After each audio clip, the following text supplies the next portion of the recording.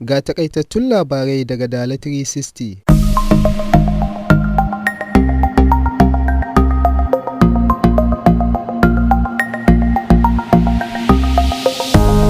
Gwamnatin jihar Bauchi Sanata Bala Abdulkadir Muhammad ya yaba wa sojojin Najeriya wajen tabbatar da zaman lafiya. Gwamnan ya bayyana haka ne a wajen taron tunawa da 'yan mazan jiya da ya gudanar a jihar Bauchi, wanda ya samu wakilcin mataimakinsa Honorable Auwalu Muhammad Jatau. Gwamna Hot Uzodinma ya yi rantsuwa kan aiki a matsayin gwamnan jihar Imo karo na biyu, watanni kaɗan bayan nasarar da ya samu a zaben gwamnan. Jaridar Dala ta rawaito cewa an rantsar da gwamnan ne a filin wasa na Dan Ayyam da ke Owerri, babban birnin jihar Imo.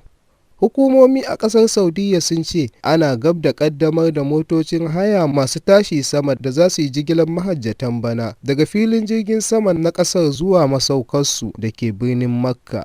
Lionel Messi na ƙasar Argentina ya lashe kyautar gasar shekarar 2023 na FIFA da aka gudanar daren jiya Litinin. Messi ya doke Erling Haaland na Manchester City da Kylian Mbappe na PSG wajen lashe wannan kyautar.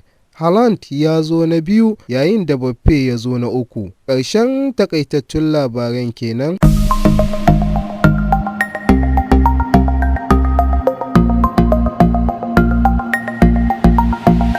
In an jima da misalin karfe 1 akwai cikakkun labarai. Za ku iya bibiyar mu ta shafukanmu na sada zumunta kamar su YouTube Dala 360, TikTok Dala 360, Instagram Dala 360, sai kuma Facebook Jaridar Dala.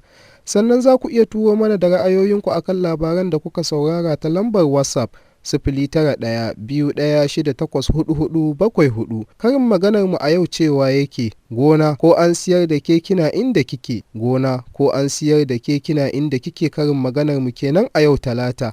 A madadin sashin labarai da al'amuran yau da kullum na Dala 360, musamman wacce ta tattara labaran Saratu Halliru Muhammad Kurna, Mustapha Abdulmumin Gyaɗi-Gyaɗi da ya sada ni da ku, sai ni da na karanto Umar Ishaq Umar Sharaɗa nake cewa ku ci gaba da kasancewa da Dala 360 tashar albarka. Bissalam.